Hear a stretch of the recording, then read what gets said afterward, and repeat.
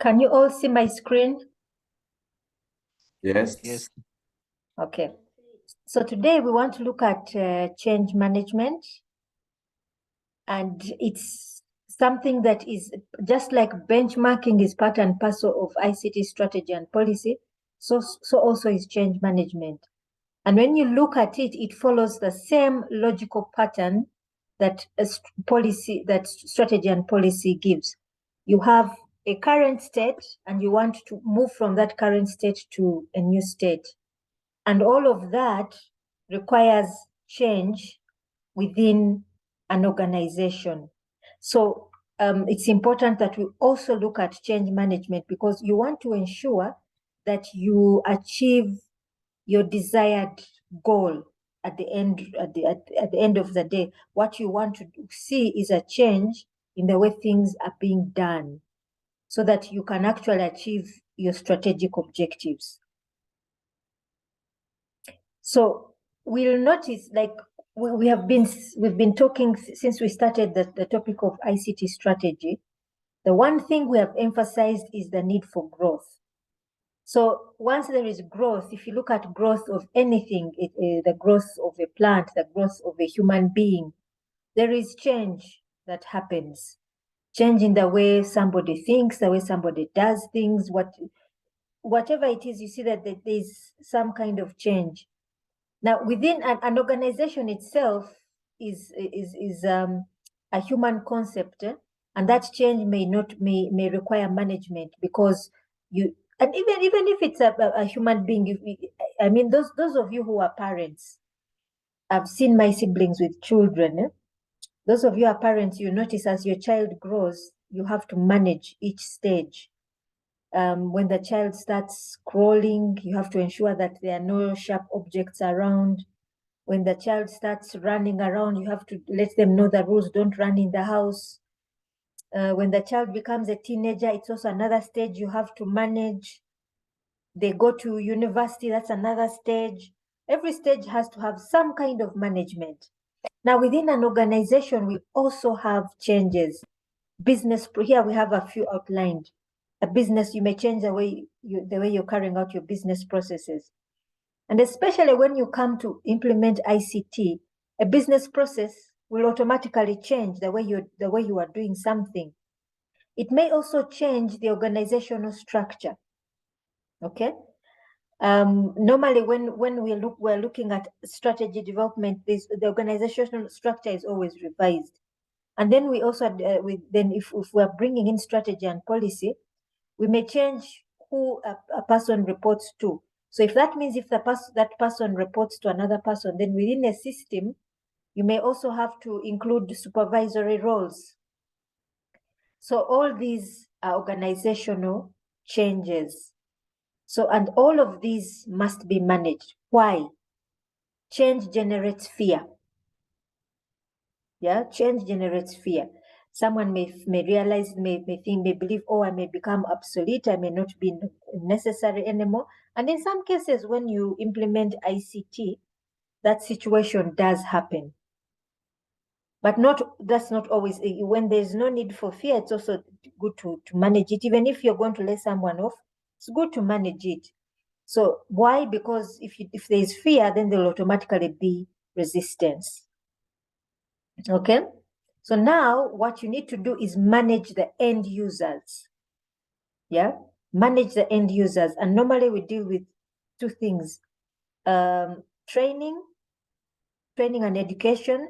So education means we're educating the users on why we're making the change and how we're going to do it. Training is how, basically. The education part is why. The training is how.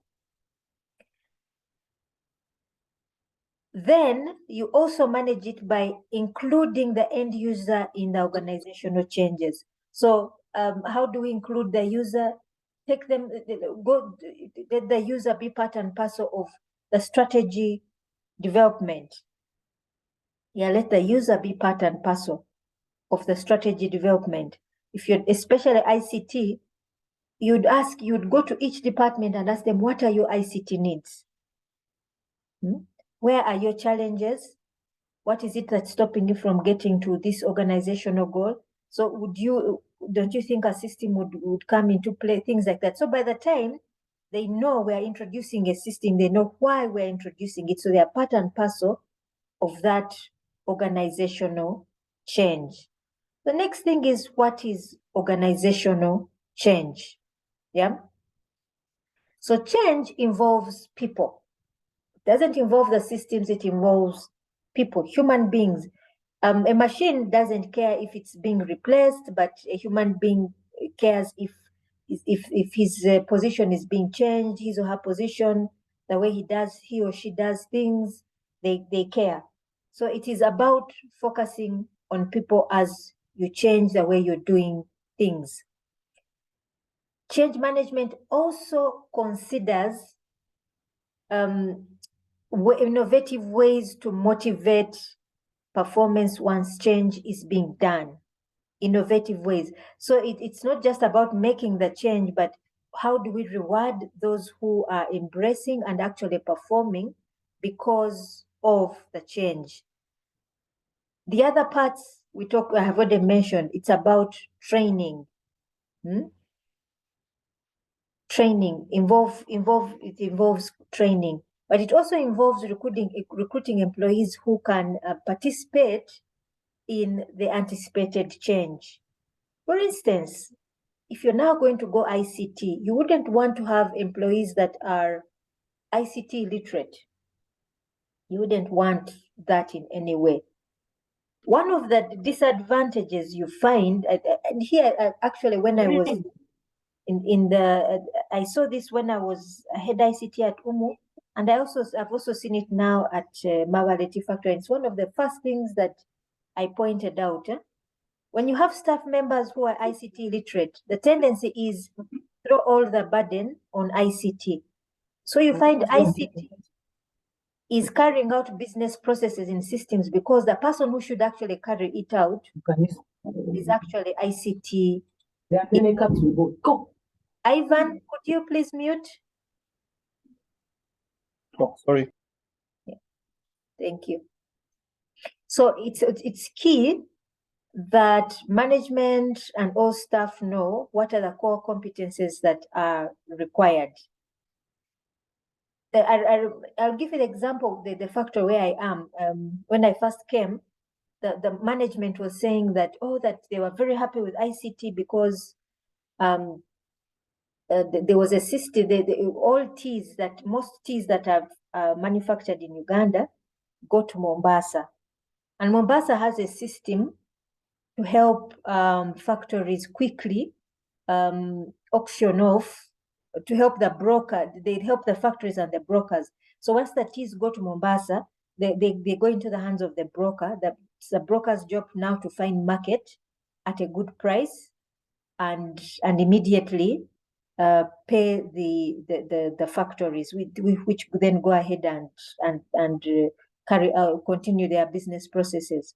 So now most of the time, what the Ugandan tea factories do, once the transporter passes the Uganda-Kenyan border, crosses into Kenya, what they do is immediately they allot whatever the teas they have sent, they allot them onto the Mombasa system so the auctioneers can begin.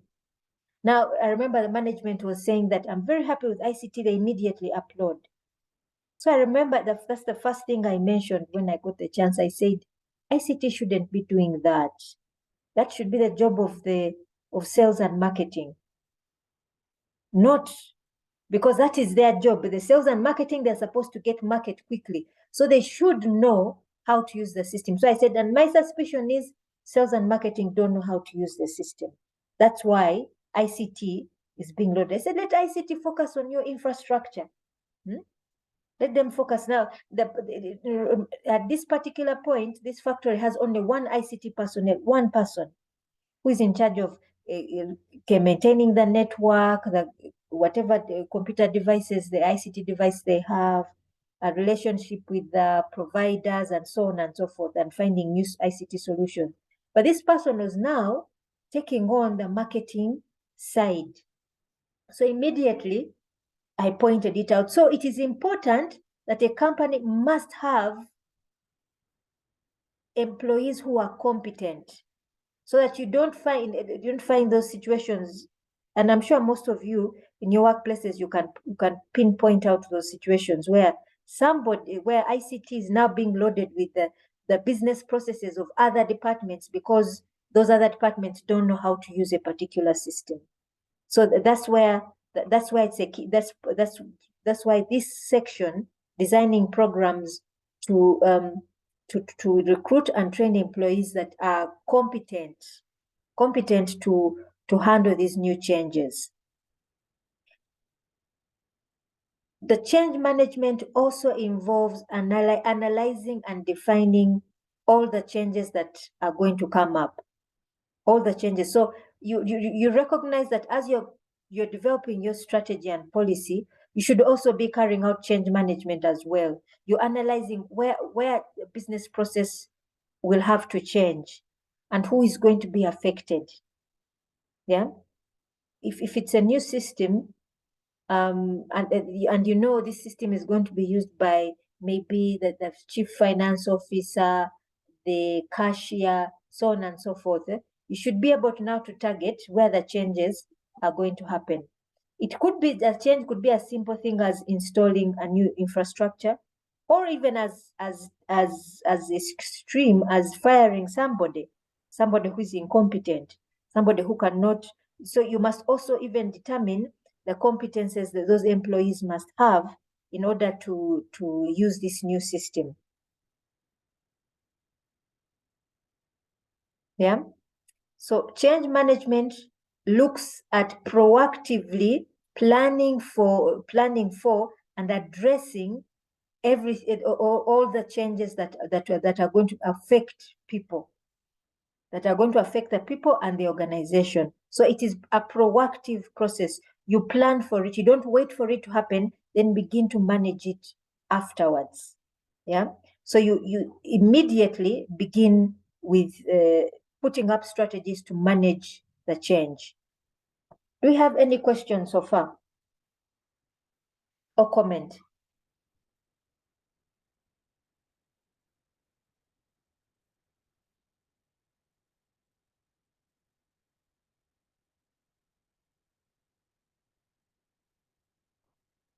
No? Maybe we're still sleepy. So let me just continue.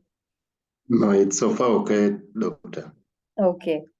So now when you look at this diagram, it really speaks about what we've been talking about in strategy development. It essentially starts with the current state.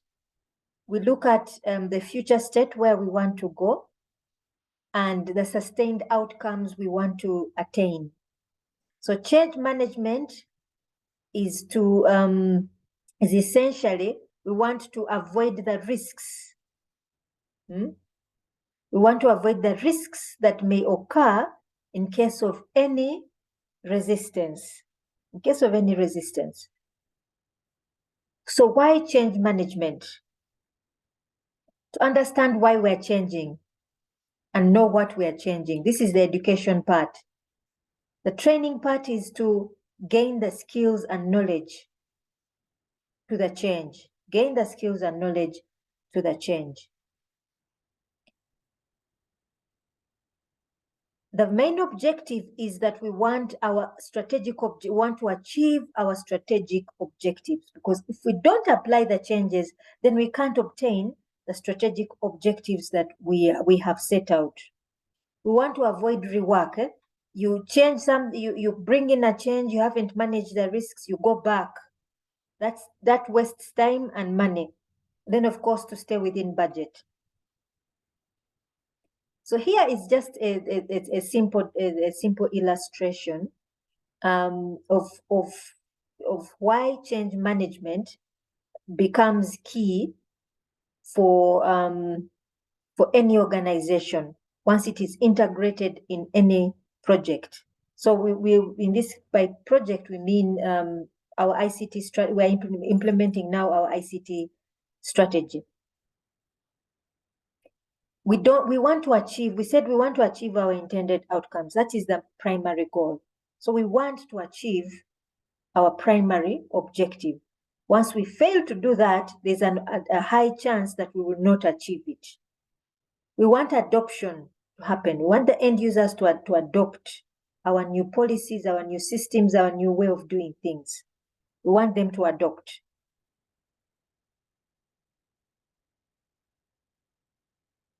We also want that meaningful influence, that meaningful change to actually happen. We don't want change management to come in at the end. So we want that meaningful change to actually be visible in our business processes. Do we have any questions so far?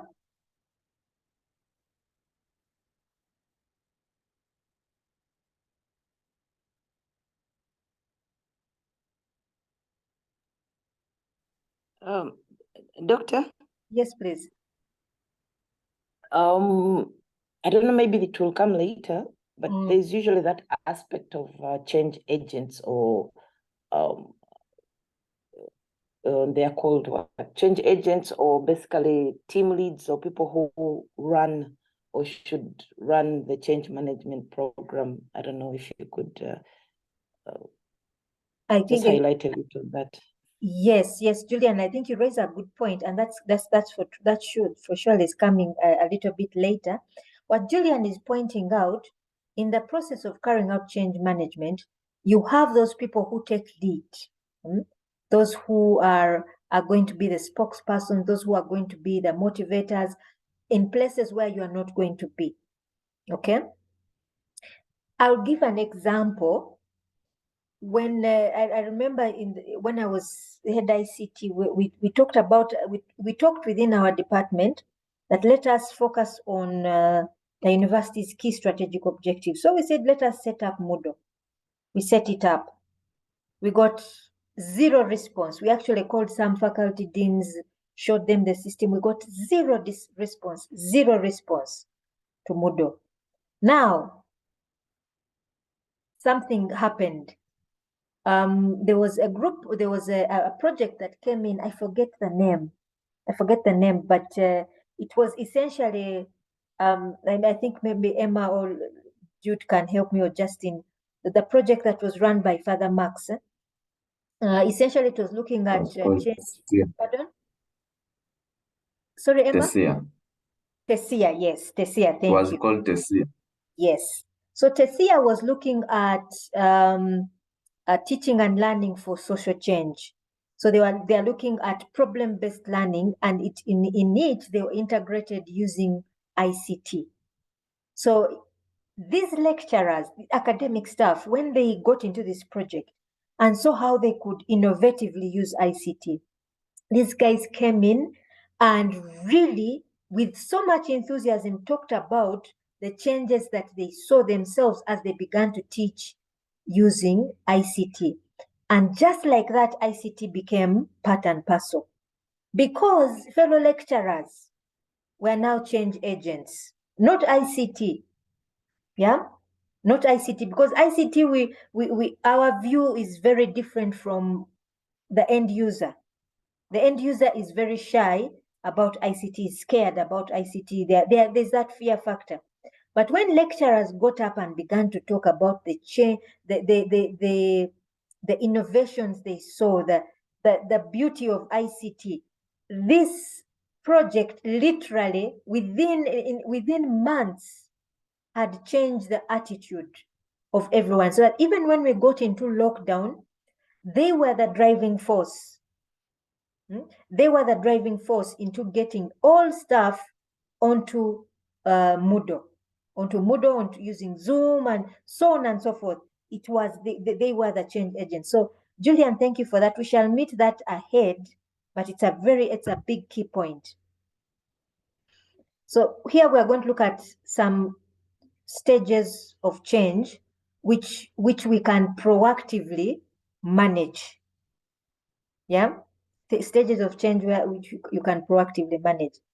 Whenever you're going to make changes to anything in your life, anything, even if let's say you're going to buy a new phone, and this for me I've always experienced whenever I'm going to change phones.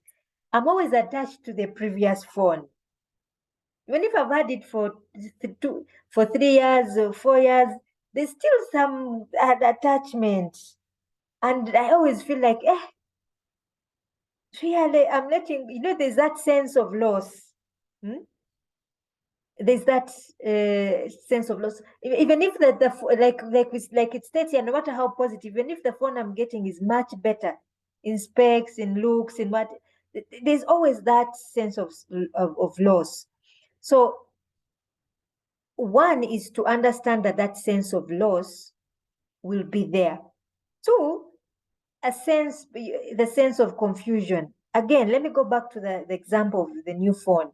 You get your new phone, and it's not like the other one where your pictures, where it's not where your pictures are now. The way your contacts appeared is not how they appear now. There's that always sense of confusion. Now, the other thing you must also always expect is skepticism. Yeah? Skepticism has to exist. Skepticism has to exist. And in that time, the me mentality comes up. For me, this is what I'm used to. Me, this is how I do things better. For me, there's always that tendency. Yeah, those are things that we should expect no matter what. So this is how you would look at your curve as you carry out your change. You start from there may be optimism. No matter how you start your education process, you educate someone and tell them, if you get this new thing, you'll do this, you'll do that, you'll do that. I'll give just the example again of the phone. Whenever when I'm going to change a phone, there's always, I start looking at the old phone. I see, that maybe it hangs a bit. It has a few errors. Gives me a few errors here and there. And I say, but I think I really need a new phone, something that is high performing, with more space, blah, blah, blah, and so on and so forth. So that optimism comes in. Then I get the phone and I see the things that I'm not used to. I see the things that I'm not used to. Or I also see some mistakes that may be there. Then doubt sets in. Did I make a mistake? Shouldn't I have stayed with my old phone? My old phone didn't do this, and that. Okay? But once I adjust myself, or maybe find out like I can change this and this, find out new ways, new settings which I can change, then hope sets in. Hope sets in, and then I feel, yes, this can work. This can work. Then confidence, as I begin to use the phone a bit more, and you can see me now being a little bit faster. I'm now more familiar with it. And at the end, you have satisfaction. Now, what you want to achieve in change management is at the end, you have satisfaction. And this change management should have a time frame where you actually know we have now reached the level of satisfaction, that your end users are satisfied with what you have, what has been placed in their hands, and they can go ahead and perform the new business processes as they should.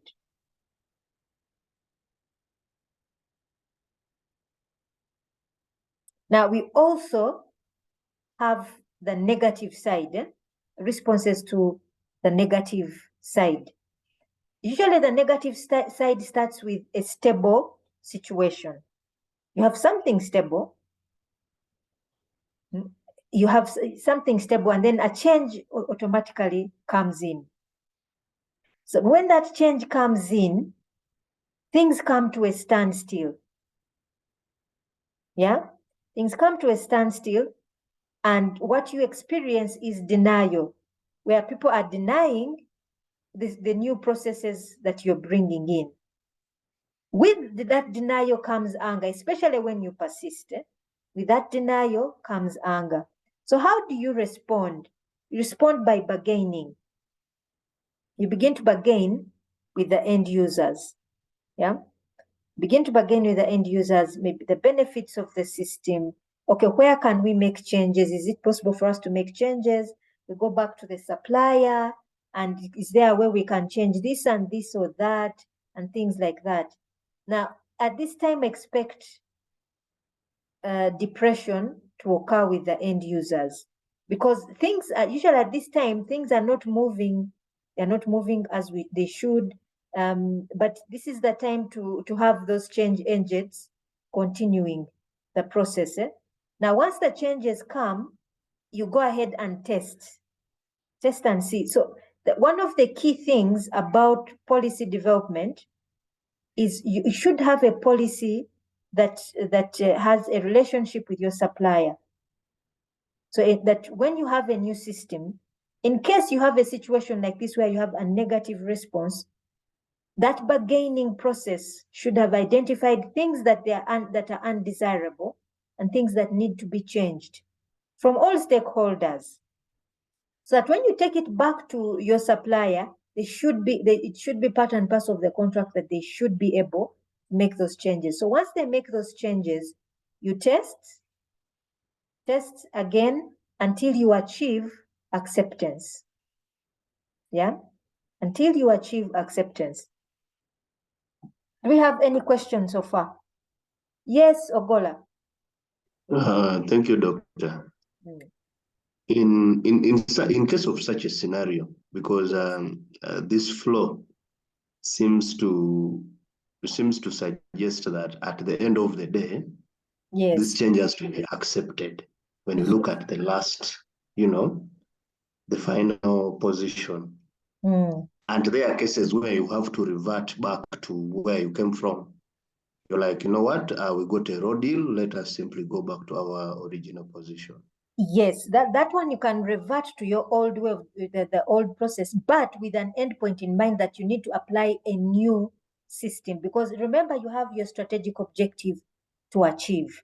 If you have that strategic objective to achieve, then either you go back, you realize, okay, this system isn't working for us, let's revert, but with an endpoint in mind that we need another system, this time better designed and implemented. There's one course unit that you're going to do called design and implementation. It's design, selection, and implementation. And essentially, you go through the stages of properly designing and selecting and then implementing. Yeah. So the whole point is, by the time you get such negative responses, usually there's something that went wrong, especially in the design process. Yeah, design and selection. When I say design, I'm not saying that you're building the system yourself. No. Before you, at management level, the design process means that you first determine what are the requirements. What are our requirements? What is finances requirements? What is sales and marketing requirements? All other operations, what are their requirements? What are their data requirements?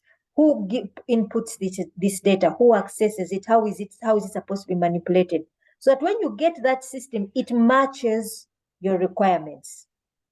So by the time you have a negative response like this, where you even realize you have a raw deal, it means you didn't follow the proper processes, especially in design selection.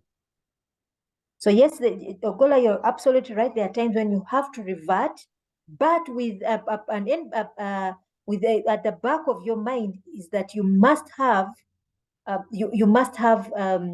a new response to it, because you have an objective, a strategic objective to achieve. I don't know if I've answered your question. Okay, fine. So, okay, I'm just trying to understand what accepting means in this case. Acceptance is it could be on either side. It could be the end users, or it could be with management that is carrying out the implementation, that really we've accepted this thing failed.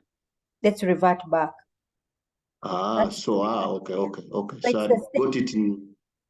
it in a form of despite all these impediments and challenges, no, we are accepting it the way it is, but it's fine. That makes it clear. Okay, thank you. I hope everyone gets Ogola's question, because it's an important one.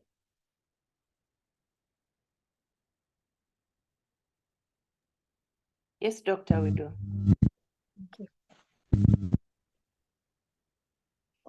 Then we have change at individual level, because ultimately everything happens at the individual level. You may be dealing with a team of people, but at individual level, there is always a decision that must be made by an individual. Alvin, could you mute, please? Thank you. So organizations, yes, we say they are made up of people, but they are made up of individuals, and individuals need to make a decision. Yeah, they need to make a decision. So that, like the same pattern as we see before, it could start with denial, moves to resistance. If it's properly managed, if you properly manage each individual, you can lead someone to explore. So let me explore this new system. Let me attempt it. So this is where the education and training part, this is where we are helping someone to lead them to explore on using the new system. So once they have explored, and indeed the system hits all the points that they should hit, then you should lead to commitment.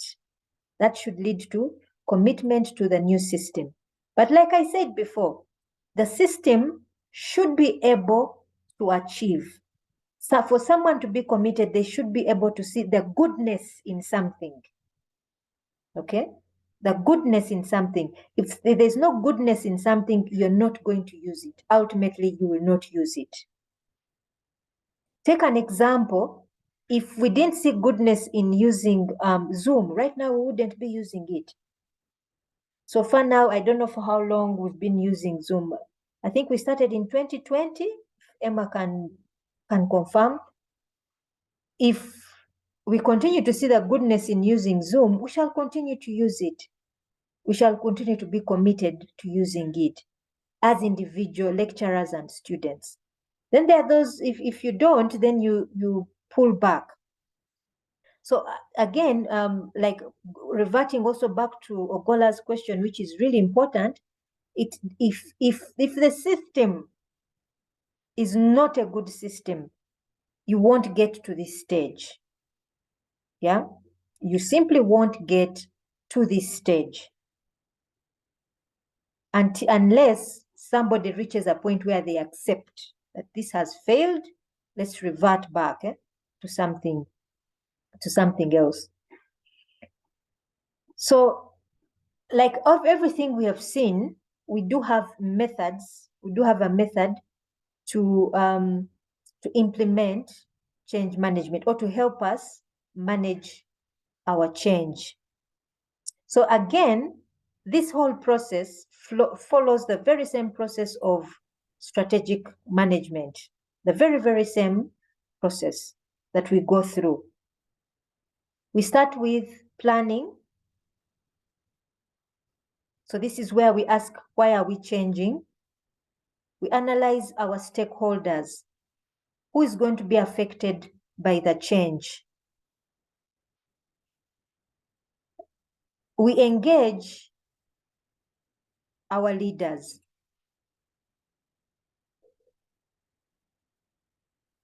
Yeah, we have leadership engagement. How is the change going to be impacted? How will they be impacted by change? We impact the workforce. We analyze the workforce. We assess how the workforce is going to be affected, because we want adoption to happen. Then we communicate. We look at communication. How are we going to communicate to the people who are affected? So the communication happens through the leadership engagement. Yeah, leadership engagement. Those are the change agents that Julian was talking about. We deal with the workforce impact with training. And with that, of course, our expected end result is to have a sustained change process and achieving and the sustained process of achieving our strategic objectives. Any questions so far?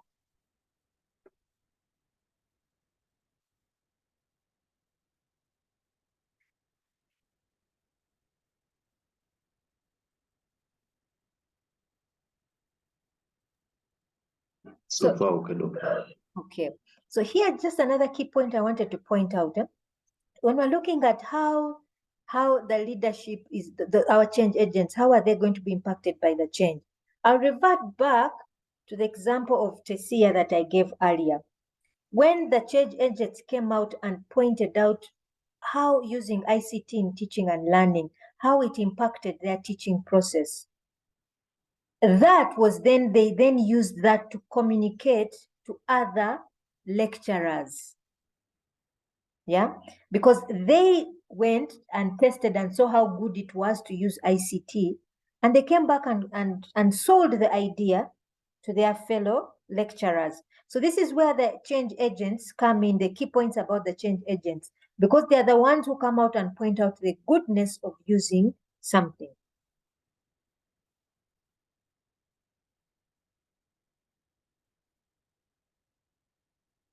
Here we have with us Prosky's 3-phase change management method. Yeah, you can look for other methods. Of course, this is not the end all or be all, but it's simply one of the many that you can look at. We have 3 phases: the preparation stage, the management stage, and the reinforcement stage. So if you look at these stages, they correlate to the framework we pointed out, we saw in the previous slide. So we start by defining our change management strategy. Yeah, define our change management strategy. So this is the planning process, how we plan to make the changes. Who are we going to target for our leadership? We look at what business processes that are going to make changes, or what changes, the actual changes that are going to happen. We analyze our stakeholders and how they are going to be impacted. So this is everything that happens within this stage. Then we make plans. So we make a schedule of how we are going to make the communication strategies, who's going to test the system and become our change agent, and so on and so forth. Then we implement our plans. So once we've implemented, we want to reinforce. So here we are getting feedback.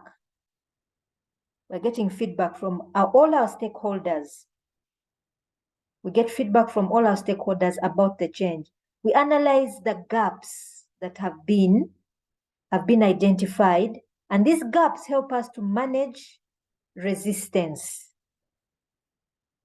We make our corrections and implement those corrections. Where there are successes, we celebrate them.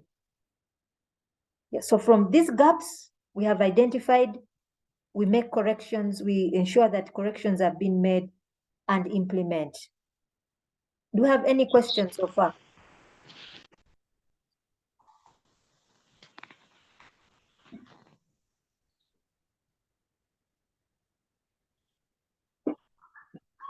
No, then let's move on.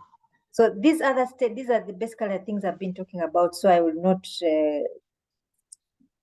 go through them again, but just to ask, do you have any question so far as change management is concerned?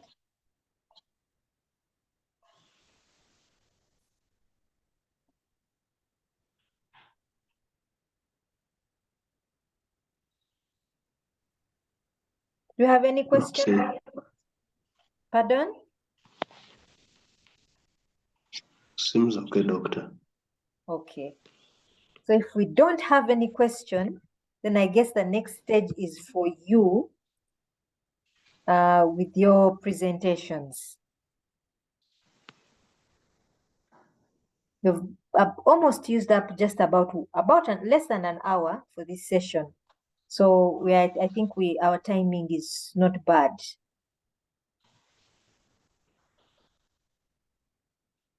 So can we have presentations?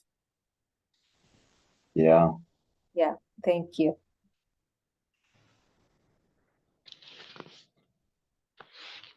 Okay, can we start with the groups? In the meantime, I'll just be putting up a link so that once you're done, you submit your assignment on Moodle.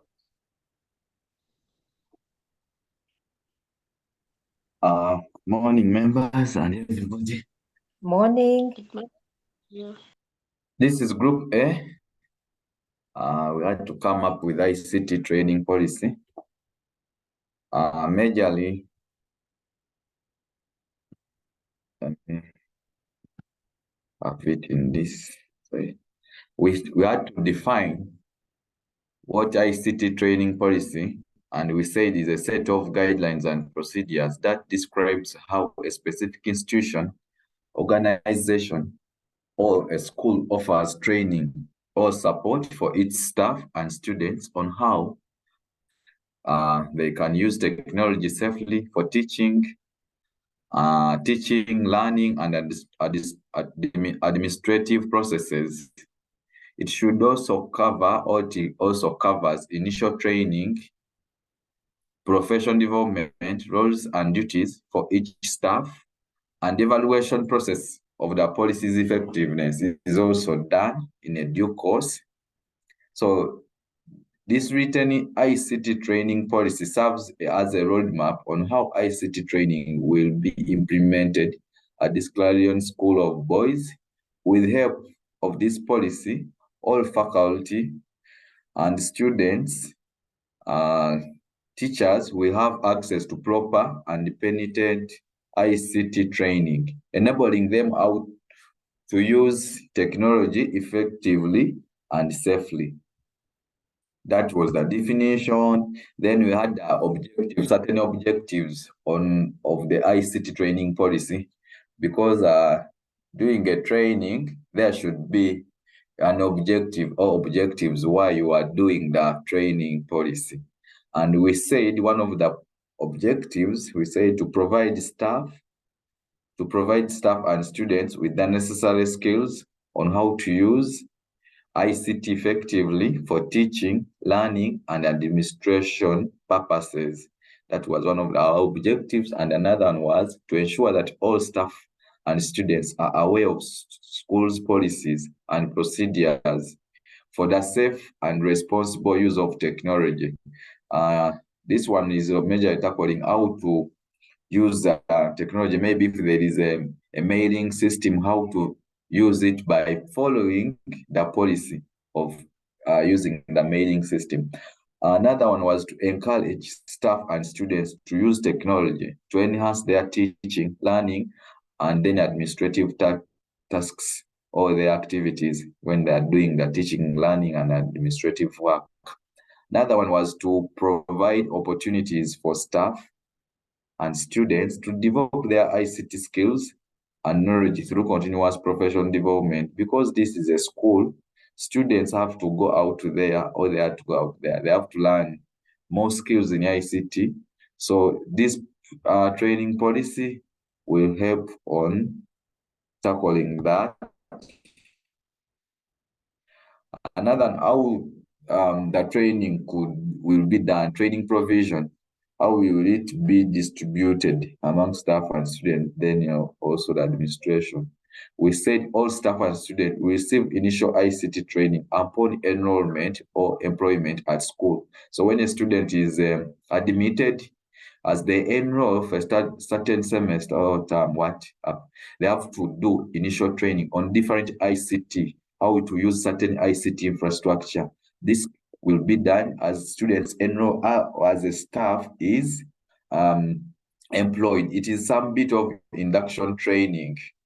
Another one is the initial ICT training will cover the basic ICT skills required for teaching, learning, and administrative tasks. as well as schools' policies and procedures for the safe and responsible use of technology. So this one is also very clear. There are some key skills how to use, maybe if it is like teaching online, what is it taken, what should be done, such key skills will be deployed. Or another one is the school will provide ongoing support and training opportunities for staff and students to develop ICT skills and knowledge. As students go on with learning, and as staff also do their administrative work, and then also those who do teach, ongoing support will be called on in this. So the ICT policy is ensuring that. Another one with ICT training policy, we said another provision will be training opportunities will be provided through a variety of methods, including workshops, online training, peer support, and external training courses. That will be also done. Staff will be encouraged to share their knowledge and expertise with colleagues through peer support and mentoring programs, because maybe you might find that some lecturers or teachers here, or some staff, they are good in ICT, maybe they are also teaching ICT.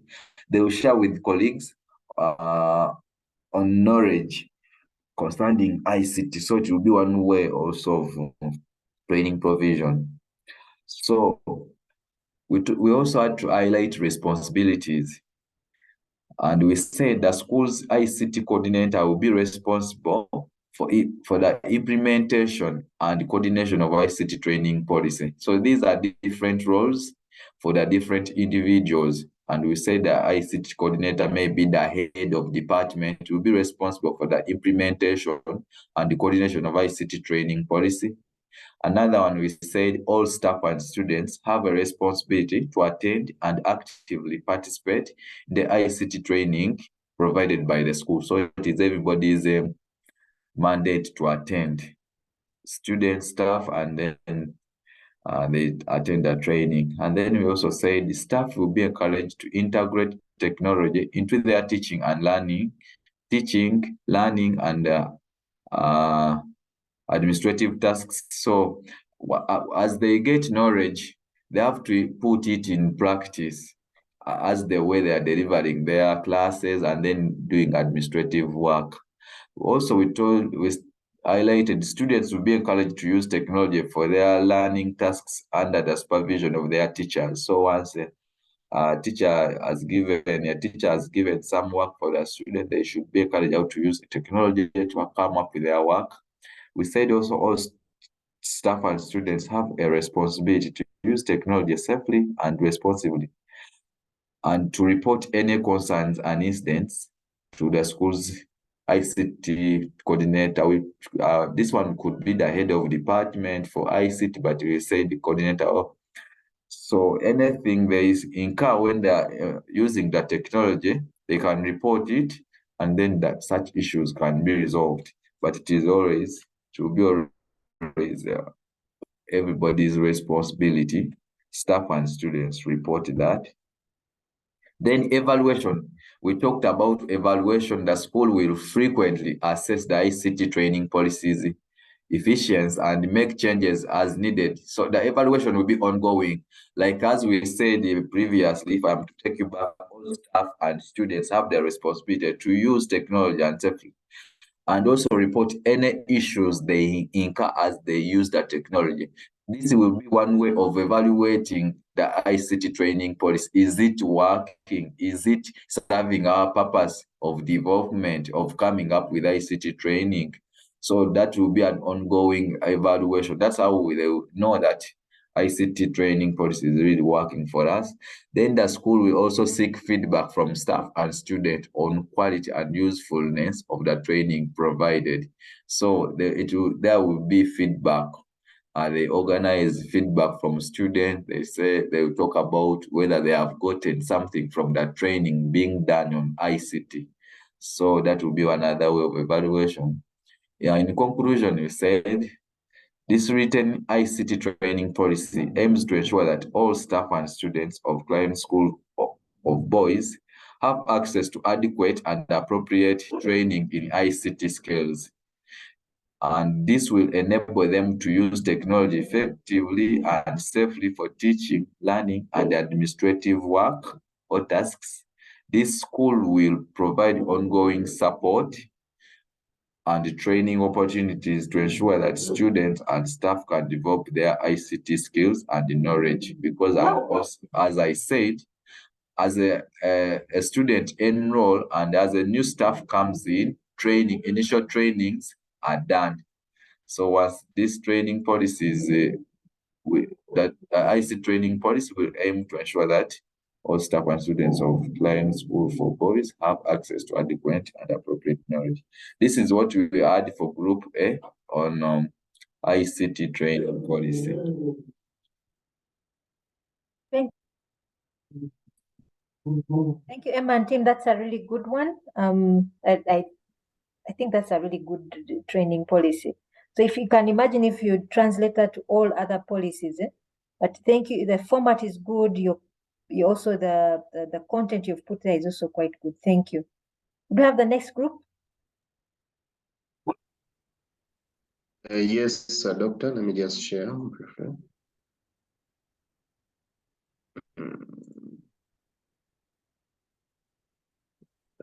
Kindly confirm my screen is visible. Yes, it is.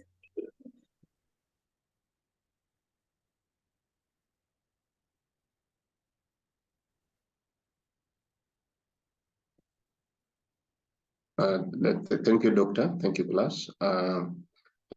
Before you is a presentation for Group B, and these are the members. We are 6, and that's the activity. And a quick run through our ICT policy. We begin with the purpose of this policy. This policy is to establish guidelines of information and ICT training in the school. This policy aims to ensure that all staff, students, and stakeholders that have access and are able to use ICT effectively and responsibly in order to enhance teaching and learning.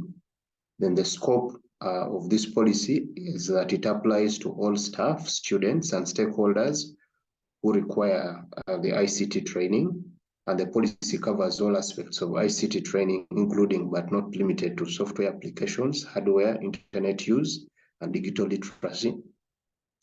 And this policy is to provide guidelines for the use of ICT in the school. The policy aims to ensure that all members of the school community that have access and are able to use ICT effectively and efficiently, and to promote the safe and responsible use of ICT, given that the school deals with critical student information.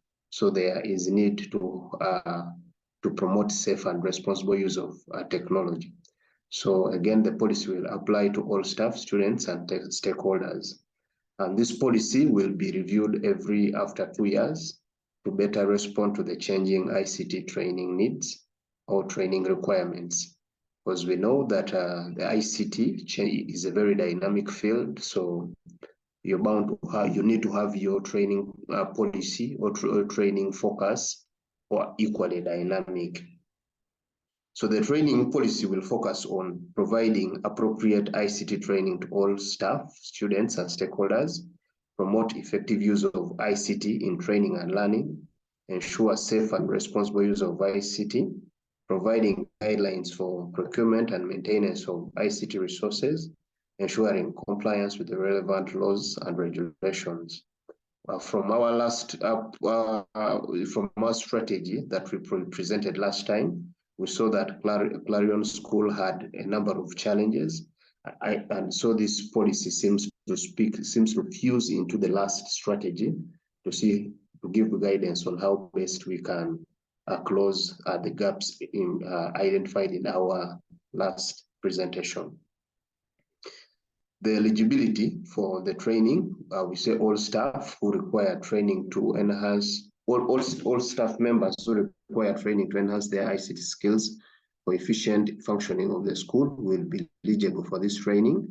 Staff members, including teaching and non-teaching, this includes both non-teaching and teaching staff. Eligibility will be determined based on the employee's job descriptions, duties, and responsibilities. The timing for this training will be conducted. We say the calendar will be, we shall have an annual training in each academic year.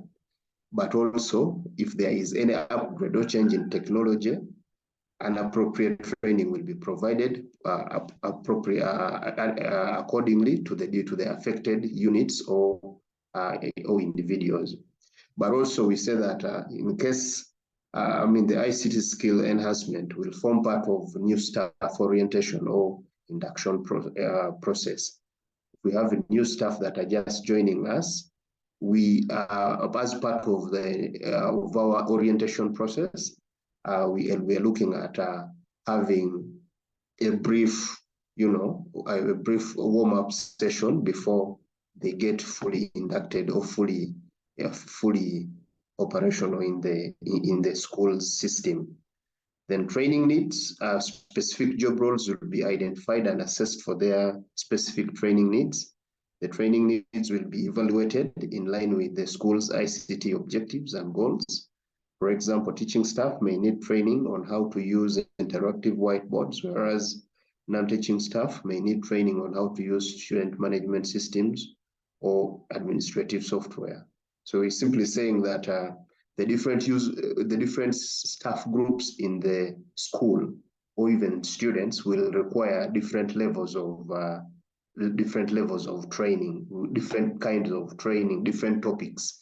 So we'll carry out a needs analysis to ensure that we are providing the right training or the right piece of training per se to the different user groups, and basing on their roles and how they interact with ICT. So the types of training, we're looking at in-house trainings by school ICT experts, e-learning courses. There is a lot of e-learning resources out there. Then external courses provided by specialized training institutions, guest speakers or experts in the ICT field. Then in terms of responsibility, the school's ICT department will be responsible for monitoring the training progress and effectiveness. And they will ensure that the training objectives are met, feedback is obtained from the trainees. They will also organize regular refresher courses to reinforce training outcomes. So this speaks a bit into how we are going to track, how we are going to do our evaluation, monitoring and evaluation, just to confirm that our training programs meet the different users' requirements. And if not so, then we make amends accordingly. The resources that will be needed, we're looking at training materials, including manuals, workbooks, and other online resources, hardware and software resources, including PCs, tablets, printers, network infrastructure, qualified trainers with expertise in ICT and teaching, training facilities like classrooms, training labs, online teaching platforms. In terms of the funding, the funding will be obtained from the school's operating budget. The funds will be allocated on the identified needs and the cost of the chosen training method. So the school will consider a cost benefit of the chosen training method and strive to use cost-effective options to ensure maximum return on investment. So it is not a matter of jumping on any training program that comes. You have to be cognizant of the cost vis-a-vis the intended or the envisaged outcomes from this training program. Bottom line is, of course, we are operating within fixed budgets, so you have to really conduct a return on investment analysis to ensure that you're investing that training money where it is going to give you the best of returns at the end of the day. So in summary, this policy aims to ensure that the school staff members have the necessary ICT skills to perform their roles efficiently and effectively. The school will provide training, identify specific job roles for training needs, use various training methods, monitor the progress and effectiveness of training, and allocate funds based on identified needs.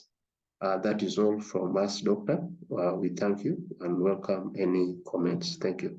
Thank you, Ogola. Thank you, Ogola and team. I especially liked the issue on funding, where you focused on funding. But thank you. That was a really good presentation. Thank you. Bye. We have the next group, please. Thank you, Doctor. The next group, Doctor, would have been our group, which is Group C. But somehow all of us, we tend to be on the phone and we're trying to get the quickest person to be on the laptop. We apologize. Because of the change of time, somehow we got a little disorganized. So we're requesting if the next group can come on. We're trying to see how quickly we can prepare to use the laptop or computer, whoever goes there first. So we're requesting if the next group, I think D, would come on and would be the last. Okay, no problem. Would Group D please present?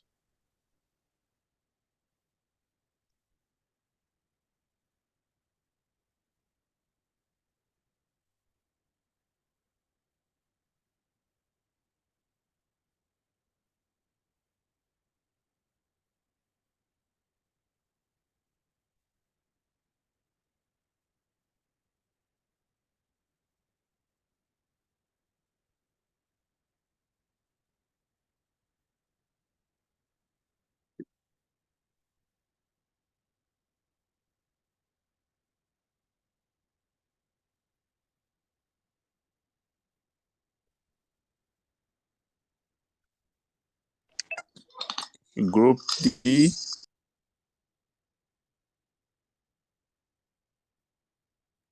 Group D, where are you?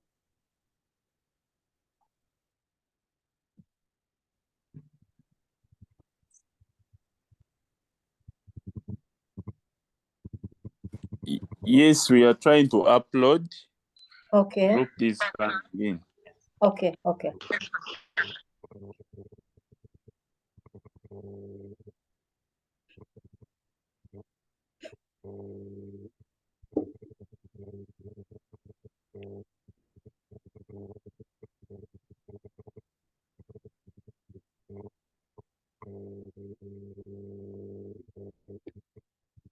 Yes, good morning, colleagues. Good morning, Doctor, and everyone. Good morning. This group, yes. I hope everyone can see my screen just for the purpose of comfort. I believe everyone can see my screen. Yes, yes, it's visible. Yes. Oh, yes. Thank you so much, Doctor. This is Group D. My name is Denis Okello. I'm going to present going to present to you our policy that we have come up with, basing on our objectives of the previous presentation. So, what you're seeing on the screen is a list of the group members. I think we shall share this in when we are sharing the entire document. Just to dive into the general gist of the day, we are looking at a policy to be implemented for the Clarence Boys School. And when you look at the details of this school, the school is a non-profit, is a private and for-profit residential treatment facility that focuses mainly on helping the delinquent boys between the ages of 10 and 18. And when you look at it by 2016, the school had already had 4 facilities. And in the 4 facilities, the population has also grown up to 120 for staff and 128 for staff and 120 for students that are enrolled at that time. And the school majorly provides ICT infrastructure and services to support its operation, majorly to ensure that the staff, its staff effectiveness and productivities are enhanced or increased. And Doctor, when you look at this, what we are coming up, what we have analyzed, we're looking at the policy and the policy that will focus in outlining the guidelines and procedures and standard that will be used to support the operations of the school, and to ensure that the school really meets its main objectives, by ensuring that there is effectiveness and productivity of its staff. And also on that, given that that there is need for this policy and the policy that we are coming up with, we are looking at we're looking at ways that the school will also ensure that that this policy is disseminated to all the authorized users for this policy. And these users shall include maybe all the staff of the school, the students, and all, even the contractors, the partners of the school, including the top management and the board members. And this policy will cut across majorly the entire institution.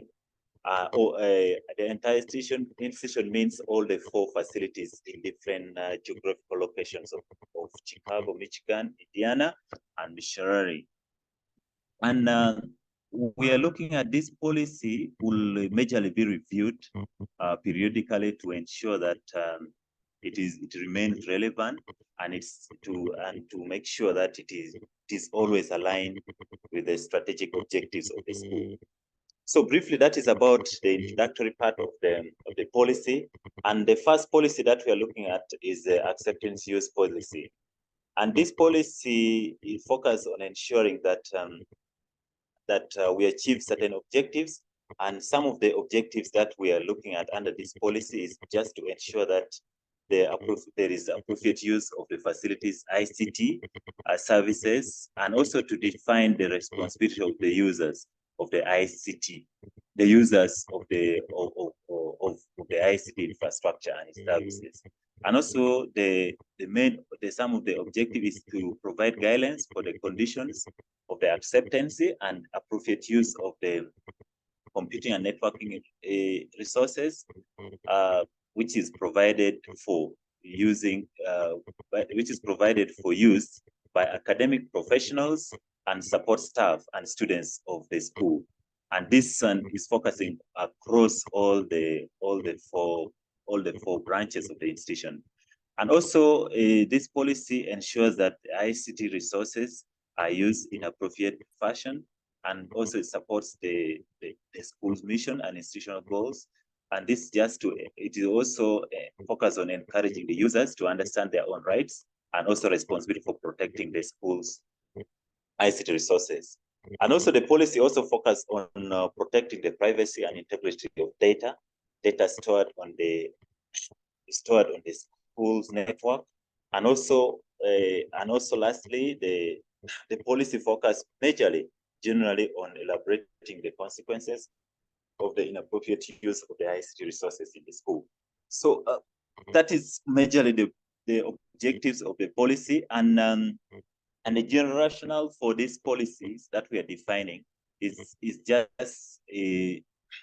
to ensure that there is really need, and is majorly there is a need to be committed to protecting all users from illegal or damaging actions by individuals, either knowingly or unknowingly. That is the rationale for this entire policy that we are coming up, majorly for protecting all users from illegal or damaging actions by individuals, either knowingly or unknowingly. And also, the rationale also focus on inappropriate use of these ICT resources, which can be exposed to users to risk, which can expose users to risks, including the ICT threats like the virus attacks, compromised network systems and services, and illegal use within the institution. So this policy majorly covers the areas where applies to all the ICT resources and services. That includes also the users for the ICT, the users of the ICT infrastructure. And also, some of its that is measured the scope, it is focused across. In summary, it applies across the entire institution. So this policy, it has some few outcomes that we expect, and also some of the benefits that we expect once it is implemented. So we expect better informed school community regarding acceptance and unacceptable use of school ICT resources. And also we expect responsible users regarding the values and use of ICT within the school. And this policy majorly,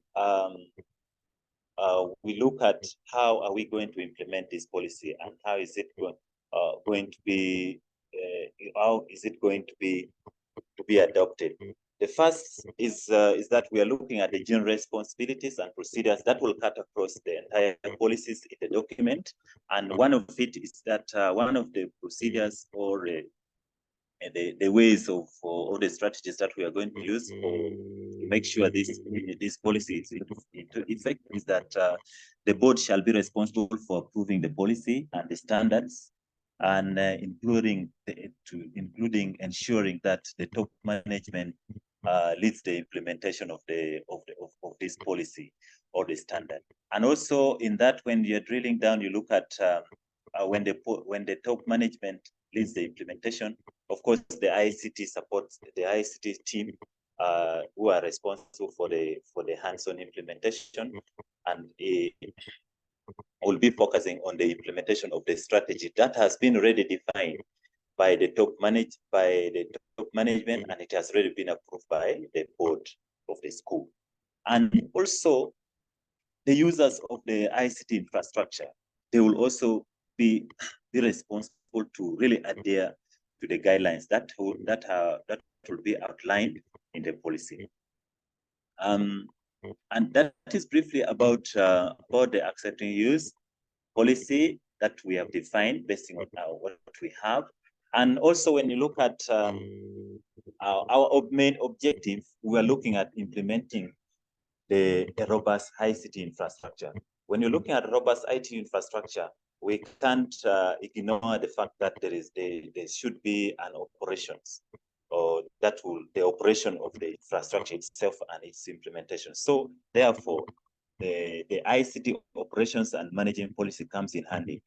And this policy focuses on the guidelines and procedures for using the ICT to enhance staff's efficiency and productivity, including also some of the training needs that will really be required.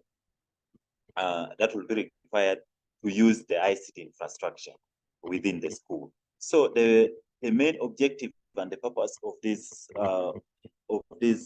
policy is majorly to ensure that the use of ICT increases the overall institution staff productivity and enhance the risk management and performance, as well as achieving the positive returns on ICT investment that are that majorly, which is one of the key objectives of the school. And also to also ensure that some of the ICT skill gaps are reviewed and also align with the current ICT needs and the implementation. So that one will look at the training needs that are required to encourage an atmosphere of continuous use of ICT. And this one focuses on majorly training the staff. And this policy cuts across the entire institution, all the 4 institutions of the school, and also it focuses on all the stakeholders in the school, like the staff, the board members, the users, and even the contractors as well. So this policy also, since it is an operation, is also looks at the ICT systems itself and the applications. So this policy will look at the applications that will be implemented within the institution, and also how it's supposed to be used. So majorly that is what this policy focuses on, and on that, We also look at other policies that will be required. And in addition to that, doctor, this policy of operations, we're also looking at how is it going to be implemented. Now, we are looking at the ways that, like when it comes to every financial year, we're looking at the policy to be the policy like training needs, but should be included in the budget annually. And also before any ICT infrastructure has been implemented, we're looking at it to be defined at the initial stages before even the process of the implementation. So we're looking at the including the training needs, in training needs and requirements in the strategic, in the general plan and the planning or the strategic general plan of the institution, and also looking at the operations in terms of the structures of the ICT itself, on how this implementation is going to take place, like if it requires realigning or restructuring the ICT infrastructure in line with the use, and also defining some of the major requirements that are required within this this implementation.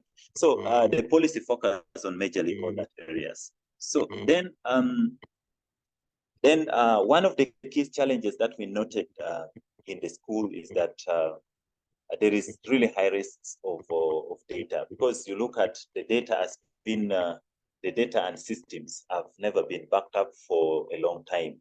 So that's why we need this really backup policy and procedures that will guide that will guide the data backup and retention policy, that will guide the data backup and retention to really facilitate the restoration of the applications and associated data for the institution. And also this one will lay also emphasis on majorly on verifying the backups and recoveries that might arise in issues that might arise during this process. So we are looking at the guidelines that will look at how often we can carry out the backups of the systems and upgrades of the system as well. We're looking at what kind of infrastructure we are supposed to require, and what groups of people are supposed to do this routinely, to avoid situations where systems stays for long, and also to also limit the loss of data of the institution. So the objectives of this policy majorly is to safeguard the information asset of the school, and also to prevent the loss of data in case of accidental deletion or corruption of data, or system failures or disaster, and also to also ensure the timely restoration of information to restoration of information and business process, such as any eventuality that occurs, to ensure there is continuity in business in case of any accidental or any eventuality. Also to ensure, also to manage and secure a backup and restoration process and the media employed within this process. So majorly when you look at the data, that policy, the policy is focusing majorly all the institutions' ICT systems. So this policy, since it's focusing on the data retention and upgrade of systems, it focuses majorly on the ICT systems, such as applications, the computer, the hardware infrastructure, software infrastructure, the networks, and also the security infrastructure as well. So so how do we ensure this? How are we going to ensure that this data is really this policy is implemented in an effective manner? So in the implementation, we are looking at the selection of data, where we look at what kind of information that requires a backup, and also we're looking at the priorities of the information that requires backup and also upgrades. So these are some of the areas, technical areas, that we shall be looking at: the selection of the data, the priorities of the data to be backed up or upgraded, systems, and also we are looking at the types of backups that are supposed to be considered.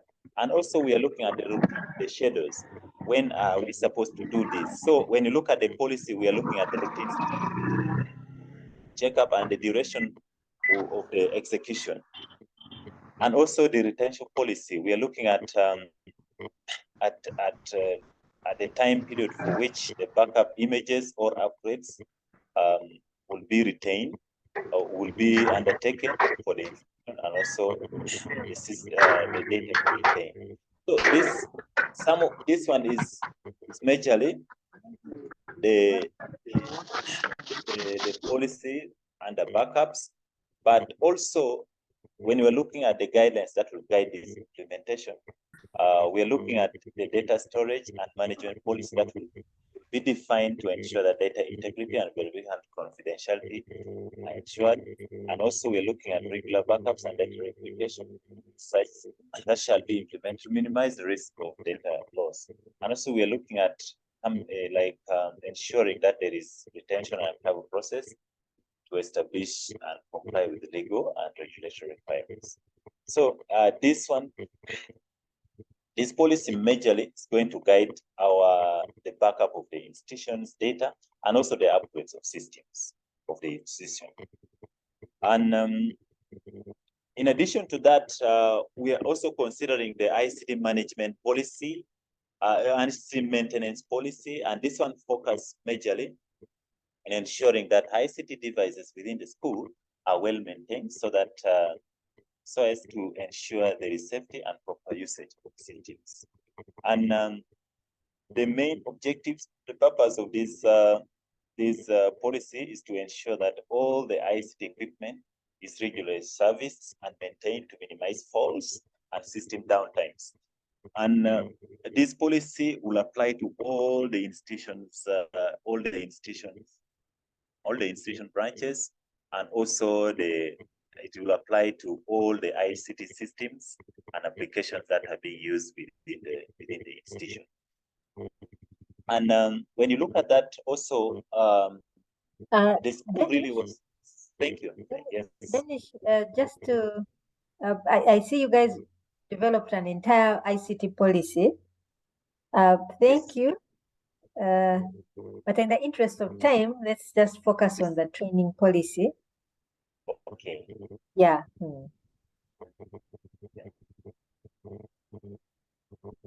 Yes. So thank you so much, Doctor.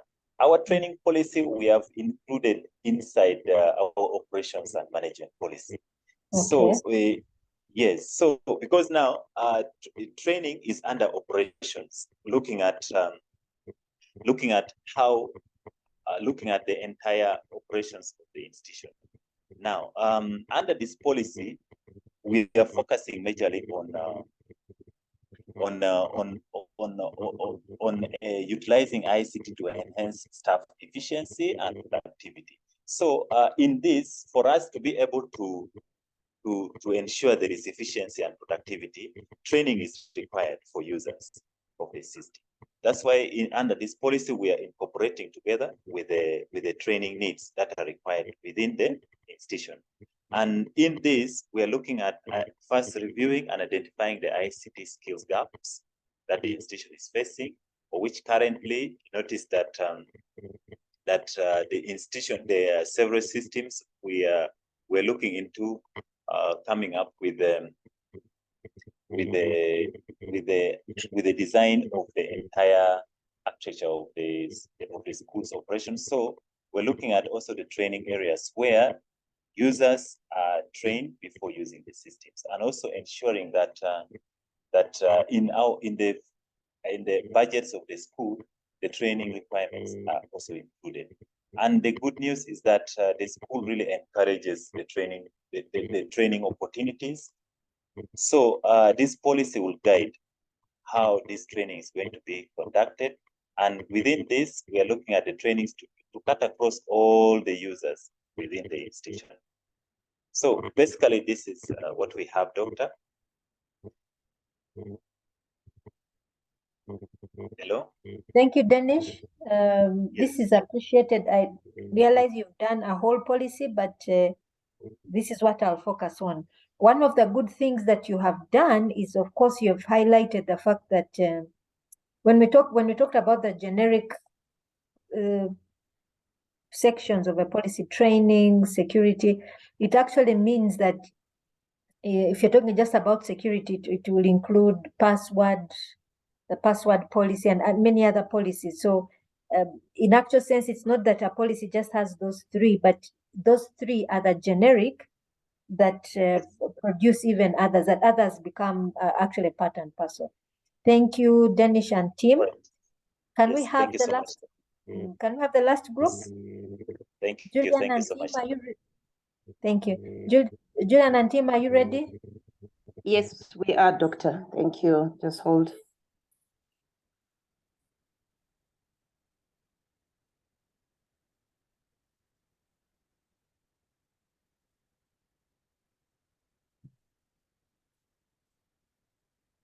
Thank you, Doctor. I think as group D, we also made the entire ICT policy based on our strategic plan. So we'll just go straight to the training policy.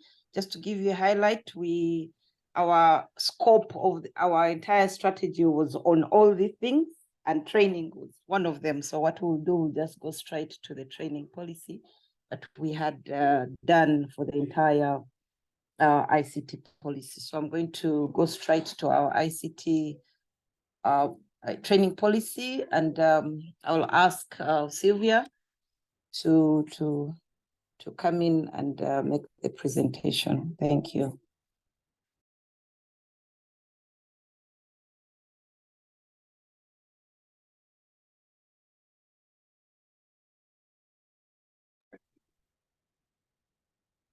Sylvia, are you there?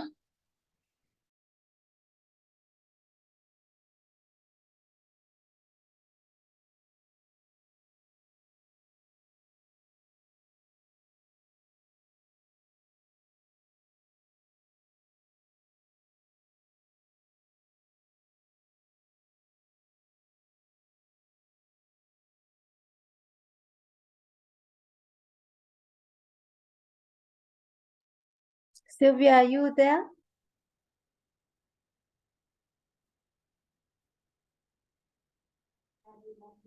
Sylvia, you are unmuted, but we can't hear you.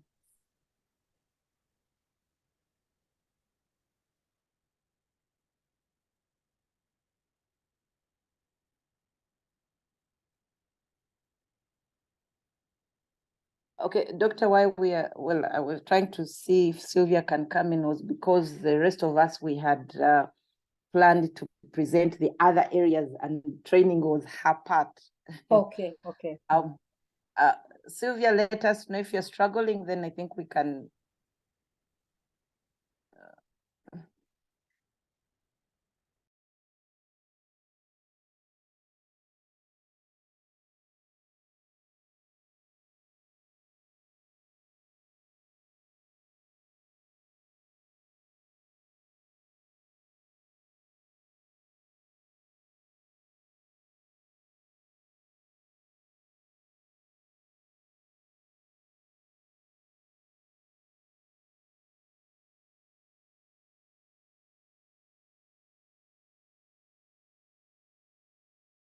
Okay, instead of spending so much time, that's okay. Let me take this on. If she joins in, I hope she's able to. She can come in, but since it's very few slides, I think it won't take long. All right, thank you, and I hope everybody can hear me. Doctor, our training policy based on I hope I'm not in the, okay, yeah. I was in a different slide. The training policy, the purpose of the policy was to establish the guidelines for training and development of all employees in the school to effectively use the tools and technologies that are there. It's not only employees, but also for purposes of the students. The scope of the policy applies to all employees, regardless of all the job functions or level of ICT proficiency. So in our policy, the policy elements, the starting point, of course, was on training needs assessment. The policy highlights on how do we initiate the training within the school, and the first thing area is on the needs assessment. And here we are saying that the training needs assessment will be conducted on an annually to identify the training needs of the employees. And the assessment will be based on job requirements, performance, evaluation, and feedback from the employees and supervisors. The training needs for specific jobs, of course, we are looking at the teachers. The training might need training on how to use the software at the school. We are also looking at the administrators. We are looking at staff, support staff. This is the front office, provide them with the technical skills on how to utilize the hardware and software within the school. The needs will also look at the classroom aids. What are the aids that are required in the classrooms? What will we use? Are the tablets? Will they be whiteboards to support the students in learning? The other area is on the counselors. What are their training needs? Training objectives. So the policy highlights that the training should come up with objectives, and these objectives are supposed to be aligned with the school's goals and objectives, basically, of course, the strategy as a whole for the school, so that they are able to provide employees with the necessary skills to enhance productivity, to be able to use the tools and the technology that the ICT team wants to implement, also to support the school's mission and strategic objective, and of course to also improve the quality of services provided to the schools. The training programs that we looked at, of course, because of the various categories of staff, support staff, the training programs are developed based on the results of the training needs. The basic ones are, of course, basic computer skills training, so that everybody is able to use the computers. We put Microsoft, it can be applications. What we are saying here, it depends on the training needs assessment that will guide on what training programs that will come up with. However, these are like the basics that at least everybody around the school, the support staff as well, other than just the lecturers and all that, internet usage and all the other applications that the school will have. The training delivery.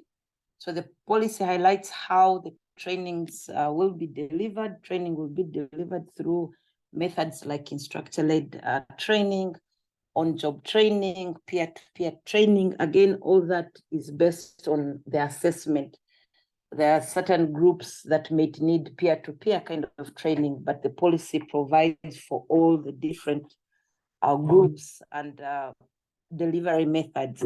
Evaluation, the training, the programs will be evaluated through feedback from the employees, supervisors, assessments of the employee performance, and then adjustments will be made to the training programs as necessary to ensure that the needs of the employees at the school are met.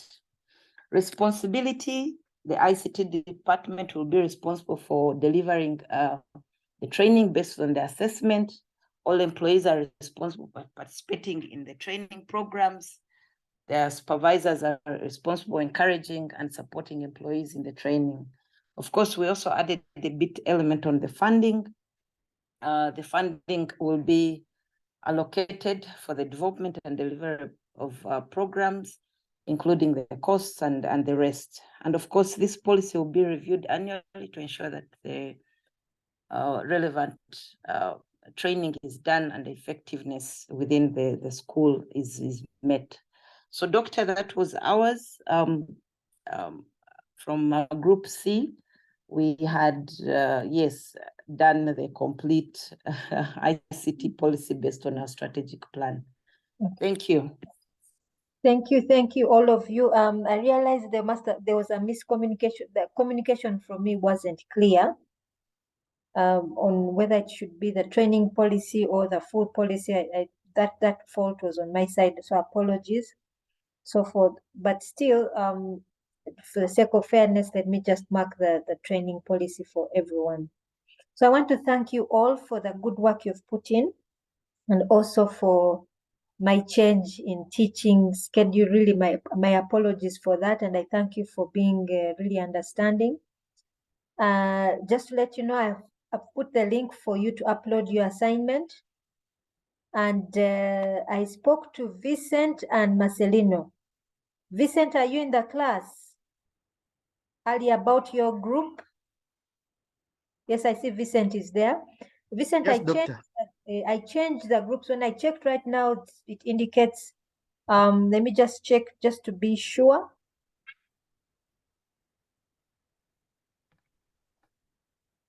Just give me a second. So in group B, Marcelino is there, and group C, it's Vincent. Is that the order it should be? Yes, thank you. Okay, so that's what is there now. Okay, I'll just verify and update you. Okay, then I also told Justin that there were a number of people who are actually not in the system as I was entering the groups. Yeah, so Justin, while we're in class, Jude sent me a message that the enrollment time was up. So I've extended the enrollment time. If you can please all go there, and so that I can put you in the groups.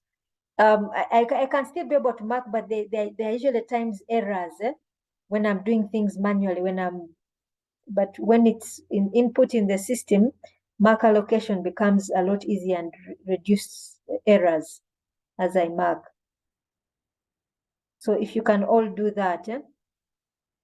So do we have anything to say before we end today's session? We actually don't have any other session unless you wish to have one just for the sake of discussion next weekend. But I should be putting up your final assessment, preferably on Monday, and it's a take home. It's a written paper, individual.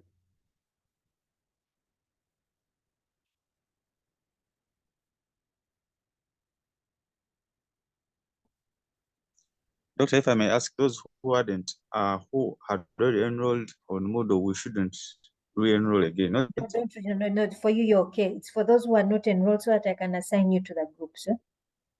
Okay, thank you. Okay. Do you have any other question?